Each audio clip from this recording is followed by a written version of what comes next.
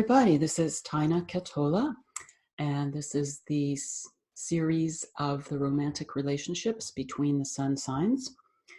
And this is my first recording about the romantic relationships between the sun signs, and I drew lots in order to determine which signs I was going to be covering, and I came up with Cancer and Cancer. And in future, I will go according to first come, first served requests. So unless there's already 78 videos up, put your requests in, please, through the Facebook page or leave a comment. And once we are up with Patreon supporters get first dibs on what videos they would like us to make. So it's important to be aware that this is third stage astrology. This is not going to be a normal, ordinary video about cancers and how they get along in relationships, because there are 3 stages to each sign, and each stage is a completely different personality type. So we have very different dynamics there. I would recommend listening to or watching the episode about the 3 stages of Cancer if you haven't done so already, because that will give you additional information about this. So I'm going to start talking about what a romantic relationship between 2 first stage Cancers is like. Most romantic relationships happen between people in the same stage, but there are exceptions to that. And I will then, after I've gone through the romantic relationships of people at the same stage, I'm going to talk about people when they are in different stages. And I call that crossing the affinity barrier, because we have a natural affinity to, not most of the time, to be attracted to people in the same stage as ourselves. But sometimes there's something to gain from people who are in different stages, or some reason within ourselves why we choose to become involved with people at a different stage. So I will get into that after I've done the basics on the same stage.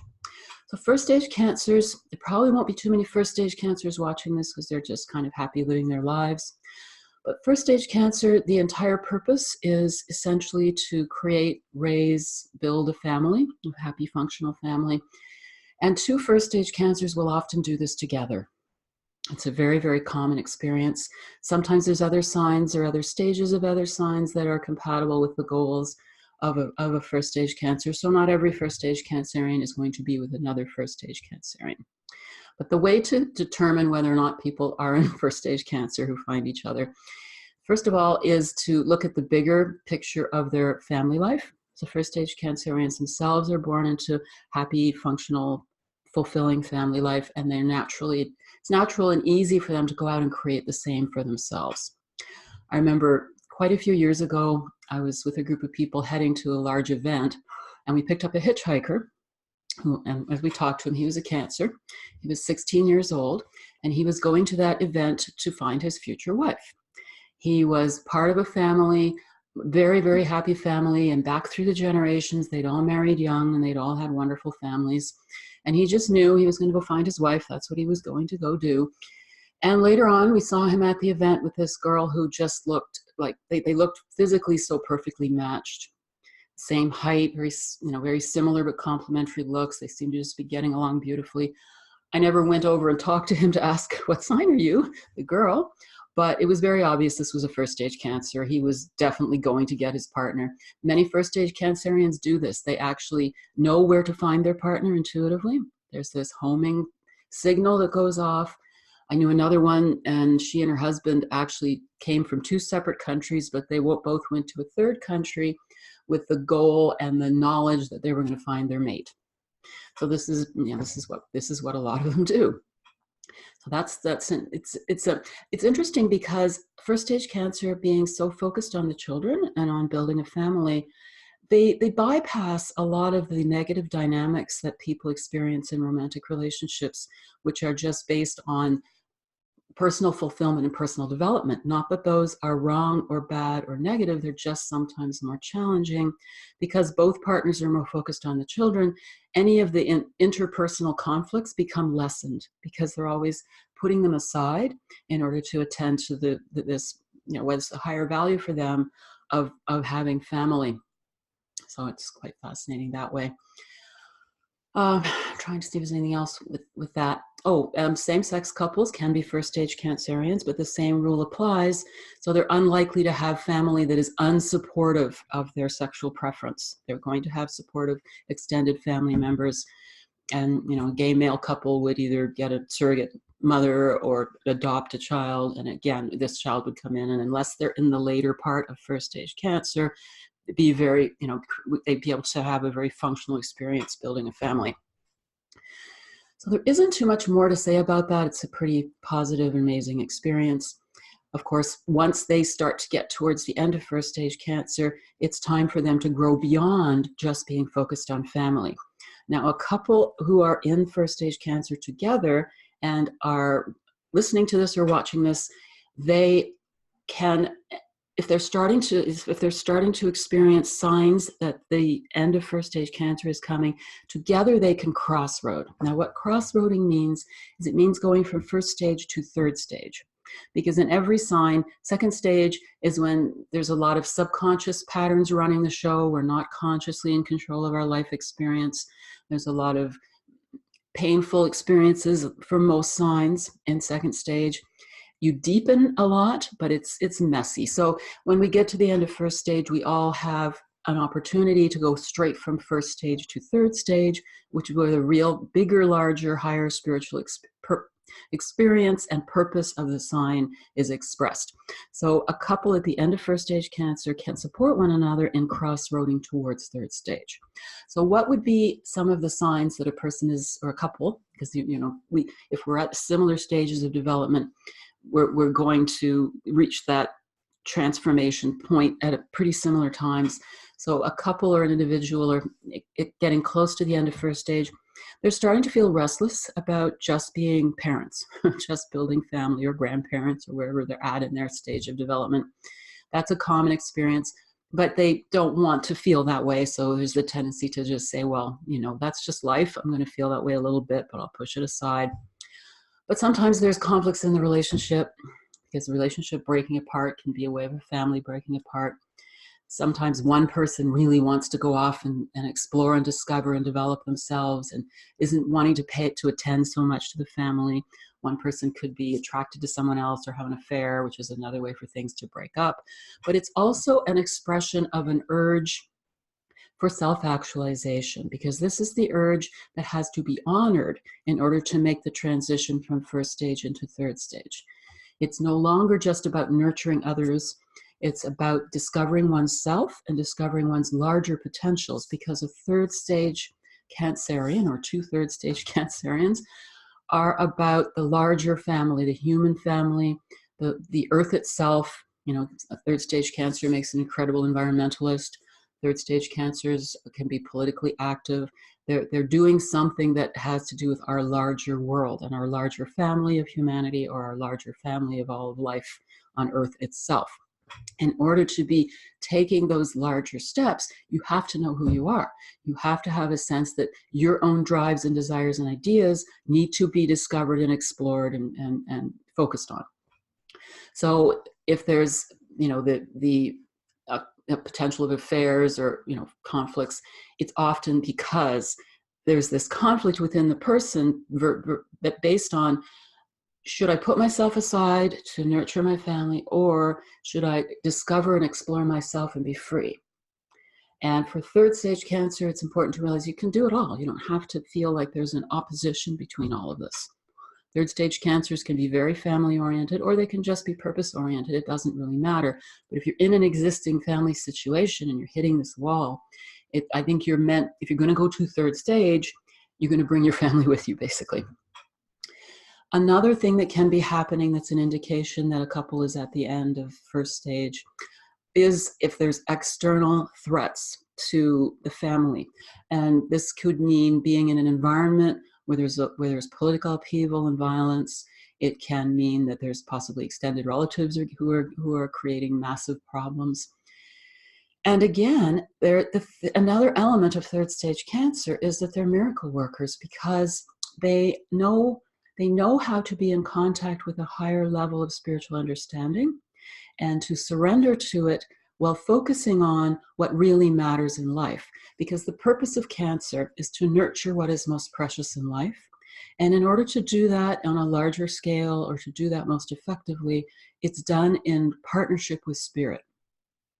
And so a couple who are in this, in a situation where there's massive upheaval, faith, true living faith, which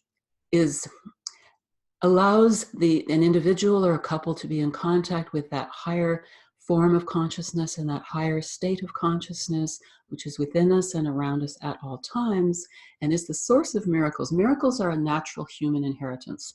They're not something that just happened in the Bible a long time ago. They're something we're all here to do. So that's the piece. If that's what they're experiencing, is their particular experience of the end of first stage cancer, if that is the piece that they're being confronted with, then that means that's the facet of third stage cancer. That's their first step into third stage cancer, which is that living relationship with a creative, nurturing spiritual force that will protect and preserve and free your family from whatever dangers threaten it. The other way, that another indication that a couple would be coming to the end of third stage cancer would be if one of their children becomes very difficult and may have even been born difficult. And it's, in our society, there is such a strong belief that children turn out the way they do because of their parents. It's a huge lie. Certainly there's an influence there, but the spiritual reality is that children choose their parents. So children have already chosen that kind of environment for a purpose.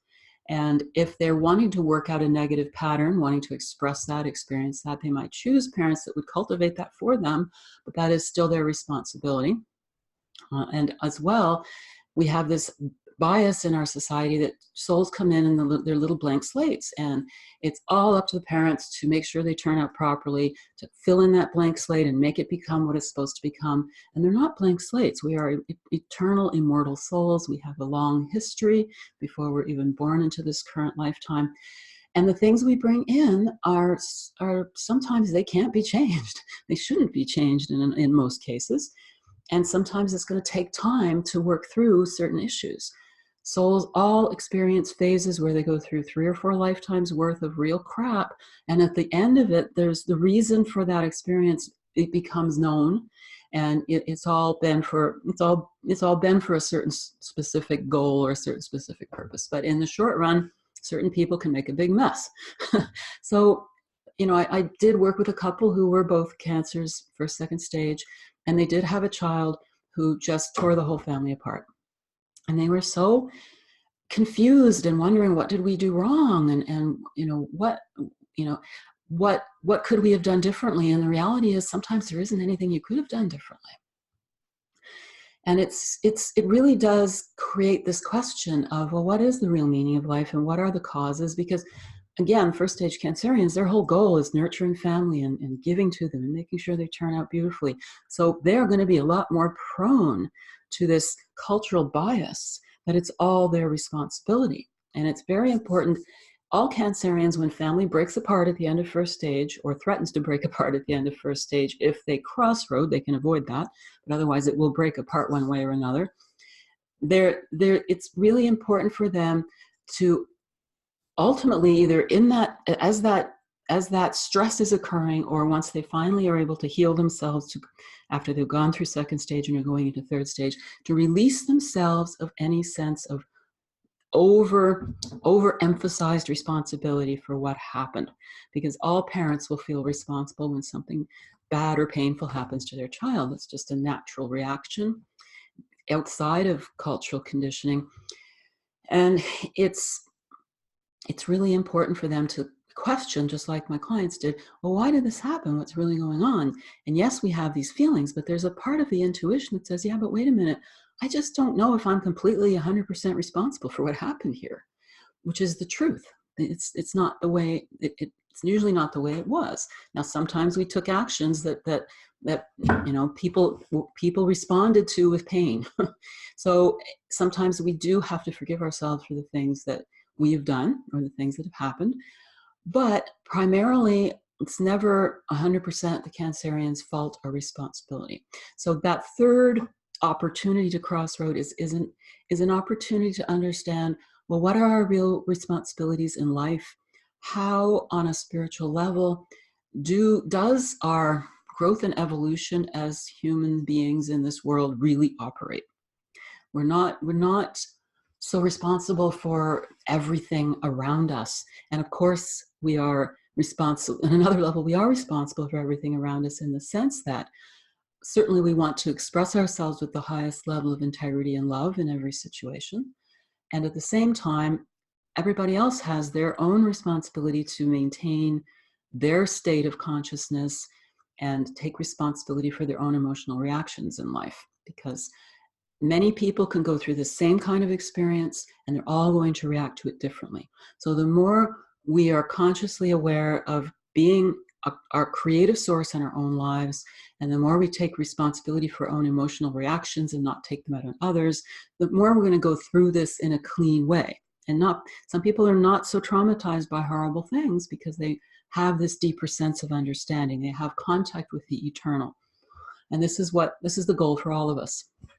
But a couple who is at that first, second stage transition with a very difficult child, when everything else has worked beautifully and harmoniously, they often have other children that are wonderful, the whole family's great, except for this one person that just blew it all apart.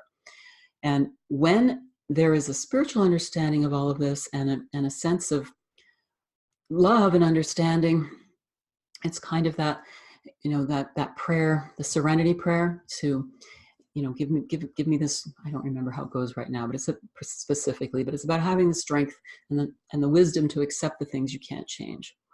Once you have that, then things start to transform and start to settle. So those are the three ways that a couple gets the understanding and the knowledge to go towards third stage. And when I get to third stage, I'll explain a little more about what a third stage couple is doing. And that is more of what this couple will do once they've gone into third stage together.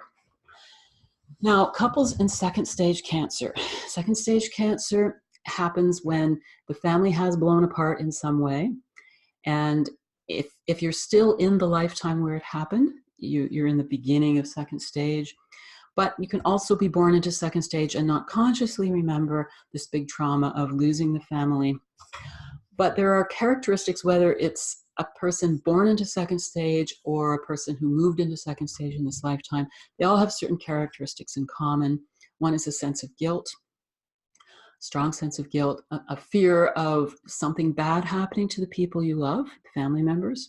A lot of second stage Cancers as children, if their parents went away for a trip, they'd often be worried, is something bad going to happen to my parents? Are they going to die? Am I going to lose them? And it comes from this subconscious memory that this happened before and don't want it to happen again. Oh my God, it's going to happen again. The other thing that's often the case is feeling overly responsible for family. But in second stage, people are born into families that are not naturally harmonious. There are a lot of negative emotional traits. There's an enormous amount of manipulation. And so there's this constant war going on an emotional level. And the poor second stage Cancerian is either going to feel completely responsible for everybody else's upsets and feel like they have to look after everybody, and they're running around, like a deer in the headlights all the time, trying to fix things, and easily manipulated by their family, or they will develop armor. And I mean, eventually most of them have to develop this armor, because you can't spend 3 or 4 lifetimes running around like a deer in the headlights, looking after everybody else and freaking out. It's just, you just shatter. It's not possible, or it's rarely possible. So many second stage Cancerians will develop all kinds of protections and covering and armor, but underneath all of this, they're feeling like they are abandoning ship, and when they should not abandon ship. So there is a poor self-esteem underneath the surface, and at the same time, there is this sense, well, why should I be made to feel responsible for everybody else? And so there's this double, like a split personality almost. It's not really a split personality, but there's these two sides to the person that are coexisting. So there's the guilty side that is always there, I don't really like myself because I'm bad. And then there's the part that says, well, I don't really like other people either because they're bad because they ask too much from me. And so that's another sort of type of second stage Cancer. And it's not easy to be in that situation or to be that person. And it's also not easy to be in a relationship with that person. And the other thing that happens is that partnership is full of lots of conflict within the person as well, because on a subconscious level, the partner subconsciously represents someone I can have a family with, which is the dream come true for a first stage Cancer. And again, the more giving deer in the headlights kind of second stage Cancer still wants that. They still want to have a family, and they're still kind of hoping that this time they can have a happy family, and they'll leave behind the unhappy family somehow, even though the unhappy family is constantly interfering with the new family if they're starting to create it. But they're still hopeful. And the other type of second stage Cancer is very cynical and feels like, yeah, well, I don't know if I really want to be in a partnership, because yes, it does mean family, but that is how I'll lose myself. And so there's an ambivalence about commitment that certain Cancerians have.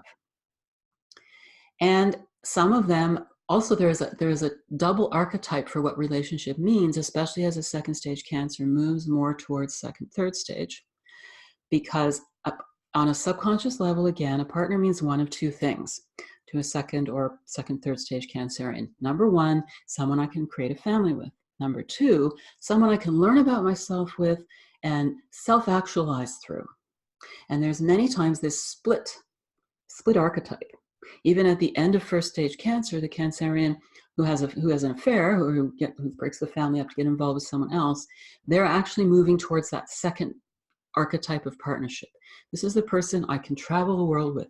This is the person I can experience all kinds of joy and freedom and discover new things and find out who I really am. I'll leave behind my dull, boring partner that's changing diapers. Yay. So there's these two pieces, and there can be that reoccurrence again of committing to relationships, having someone on the side, or committing to relationships, breaking up the relationship again, replaying the family breakups, replaying a lot of messiness. So you can often find two Cancerians getting together in second stage. One's the starry-eyed deer in the headlights, and the other one is the armored cynic. And the armored cynic wants to be loved for who I am and will play an enormous amount of manipulative games with the other person.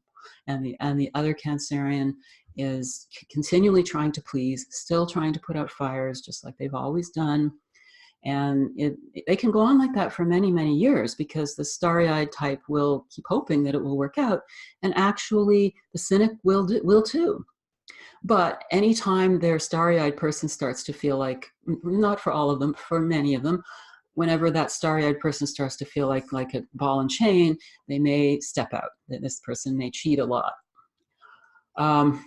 Now, we're not talking about polyamorous relationships, because they're usually not a functional part of second stage. If a person is going to just sort of announce that they're polyamorous when they're in the middle of what was a monogamous committed relationship and say, I don't care about your feelings, that's not a healthy response to that relationship choice, or to that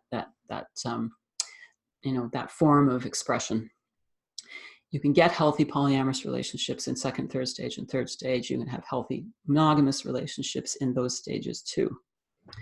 So when a person goes into second, third stage, the difference between early second, third stage and second stage, there is only one difference, because in early second, third stage, you've got the same messiness that I've described in second stage, but the difference is the second, third stage person is really looking for the truth. Above all else, they want to understand, why is this happening? What can I do to change it? What can I do to change myself? Not necessarily change the other person, because if you're going to look for a recipe to change your partner, but you're not willing to think about, gee, what part do I have to play in all of this? You're still in second stage. In second, third stage, it's all about pulling out of these old negative patterns. And so two second, third stage Cancers will be coming together to discover themselves. And a lot of them, not all of them, but a lot of them choose not to have children, not to have family, because they've done that for so many lifetimes. And they really need to get their own identity strong and clear. They need to understand their spiritual lives.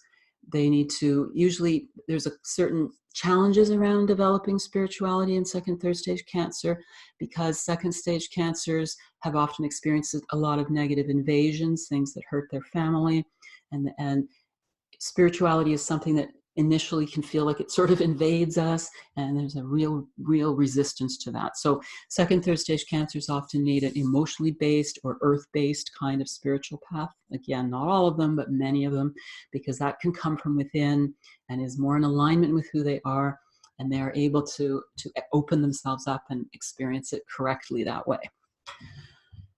So they come together with an interest possibly in changing the world together too.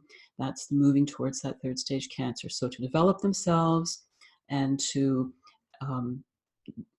expand their spiritual life and to begin to take the steps to change the world, because third stage Cancers do change the world in a very positive way. And this is the pathway towards that. Third stage Cancers, we automatically in third stage Cancer. So the crossroading first, second stage Cancers that went from first stage to third stage, the Cancers that went through second, third stage, when they're together in third stage, whether they find themselves in third stage or they get there from these other two paths, they, as I started to mention with second, third stage, this is a couple who, very much like a first stage Cancer couple, their own interpersonal challenges and negativities are going to take a back seat to the goals they have for the world.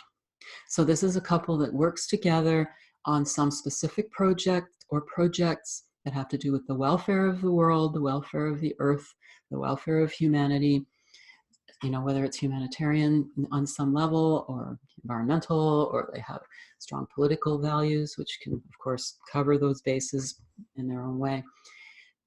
They're going to be working together just like they did in first stage. And a lot of people will spend time together as in these various stages. In previous lifetimes, they had the experiences of the other stages.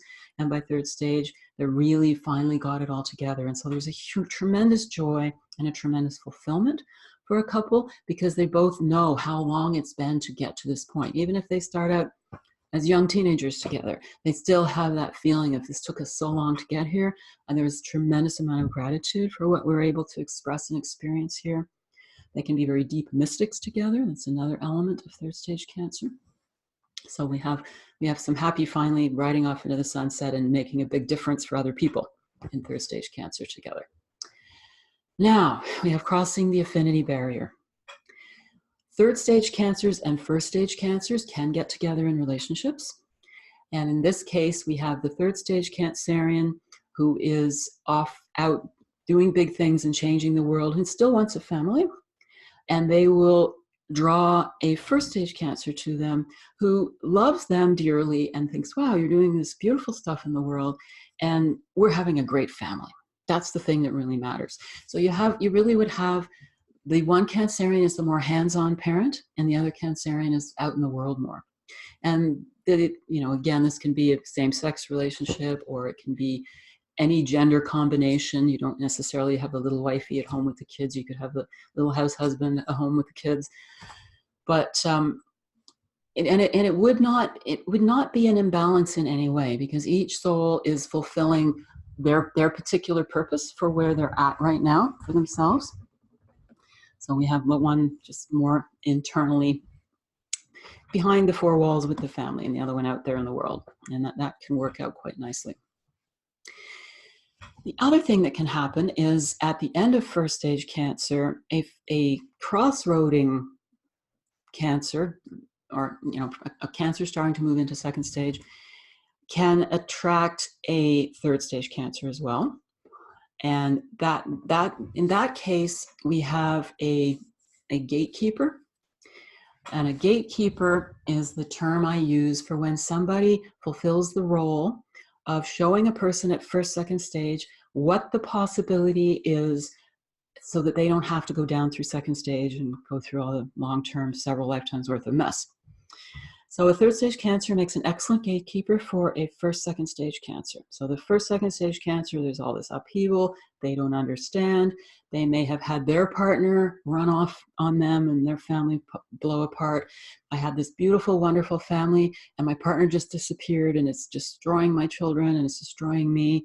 And along comes the third stage Cancerian who can help this person have the spiritual understanding of why this was going on and why this was happening, help them open themselves up to a larger world, and help them assist their children to understand what's going on so they're not so traumatized.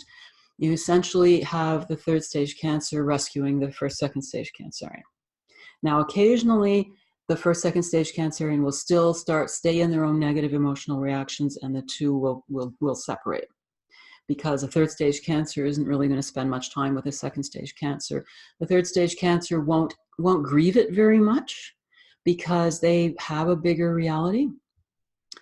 But more often when a third stage Cancer gets involved with a first, second stage Cancer, it's an indication that that first, second stage Cancer is capable of making that change.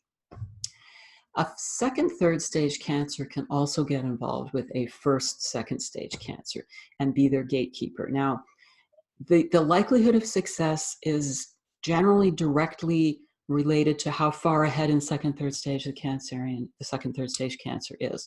And this is because in second, third stage, there is this Achilles heel when it comes to relationships that all second, third stage people have. And that's that because second, third stage lasts a very short time. It's 1 to 4 decades, which from the vantage point of the soul is a very short time. Sure doesn't feel like it to the personality, but it is a short time. We spend 3 or 4 lifetimes in second stage. And so when we fall in love with the subconscious. We don't sit down and say, oh yes, there's a good person. Hey, they tick all my boxes. Hey, I'm going to fall in love with them. Because the conscious mind has no control over that. And that's why people often say, well, why is it that there's this wonderful person here I have no feelings for, and I'm involved with this messy person in this terrible situation, and I love them so much. What is wrong with me? Well, it's not what's wrong with a person, but it's what's going on in their subconscious contents. And so as we transform the subconscious contents, we then transform our experience, but it takes time to transform the subconscious. So the subconscious in a second, third stage person has been used to, where do you find your mate? Well, you find your mate in second stage. For 3 or 4 lifetimes, I went to second stage and I found my mate in second stage. So a second, third stage person may be attracted to a first, second stage person because they got some second stage traits, but they got the chance to maybe pull themselves out of that, and they've still got some more stable, positive first stage traits. So the second, third stage person who's also kind of molting can be hopeful that maybe together we can sort this out, and sometimes we can. A second, third stage person can be a successful gatekeeper for a first, second stage person. It is a little dicey at times, though. And sometimes it can just be the second, third stage person's lesson of being able to let people go and let people do what they need to do, because people are going to go in their own path of evolution, and there's nothing we can do about that past a certain point. But in many cases, it will work. And the two of them, if a relationship between a first, second stage Cancer and a second, third stage Cancer can be really, really positive and constructive, because they're sitting at the two opposing ends of a very turbulent, ugly river full of pollution and all kinds of bits of broken sticks and broken furniture floating down the river. And they can give each other a different vantage point and together get into third stage more rapidly than they otherwise would if it works out. It can be really interesting. So then a first, second stage Cancer can get involved with a second stage Cancer. And this is more often the first, second stage Cancerian has an affair with a second stage Cancerian. And the second stage Cancerian is the messy, nasty type who comes across very charming at first. So it can be a train wreck, basically. If somebody leaves their family and leaves their peaceful, happy, but boring partnership for this exciting, turbulent, intriguing because we're intrigued by people who are ahead of us in our development. A person who is in the thick of second stage is ahead of a person who's at the end of first stage. So it's easy to put them on a pedestal, and they love being put on a pedestal. Wow, someone who understands me. And they feel, yeah, this is a person who's going through something I went through in the past. But a second stage person won't look beneath the surface, and they will not question themselves. And so you can't have a functional relationship with a destructive second stage person.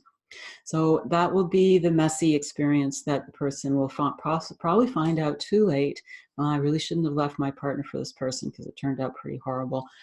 And then the guilt of second stage kicks in, and you can always still try to go to third stage. If this is sounding familiar, you're not lost yet. But many people don't have access to this knowledge, and they will slip further into second stage, unfortunately. So another way the affinity barrier gets crossed is I somewhat addressed when I talked about second, third stage cancers getting attracted to first, second stage cancers, because it's very common for a second, third stage cancer to be attracted to a second stage cancer. And that is tricky. And even someone who's in very early second, third stage still has an awful lot of second stage to them. And a person in later second, third stage can be like a person in second, third stage being involved with second stage cancer. So second stage cancer, they're in their own emotional reactions, they blame other people, they can be manipulative, they can be very attractive because they're still wanting to find some way to get their emotional needs met, but they will not learn or grow. And there's a rule in relationships that a relationship is only as psychologically healthy as the least psychologically healthy participant in the relationship. So this means that in any romantic relationship, quote unquote, they'll drag us down to their own level. So this is why it's so important to be in a relationship with someone who is at our same level of development or very close to it, because otherwise we have that experience of getting pulled backwards. And people can even get pulled backwards into a lot of second stage processes and experiences if they let this happen. And you can't save someone that is in second stage. They'll just kind of make your life miserable. And I would refer you to the Is Your Heart Being Broken by a Cancerian? That particular recording, whether you're listening to a podcast or whether you're watching this on YouTube, I would refer you to that if you're having challenges with second stage cancer and you are in second, third stage. And you are in second, third stage if you're searching for answers and you're willing to change yourself and you're really questioning and very open to learning about life. That's a definition of a person in second, third stage. And also if things are still painful. Second, third stage isn't always painful, but it's got a lot of pain through various parts of the process. You will get through it. You will get to the point where you are in third stage and there's this stable sense of overall happiness, even with there's always some challenges in life. But third stage is very different from second, third stage, and you will get there if that's where you are right now.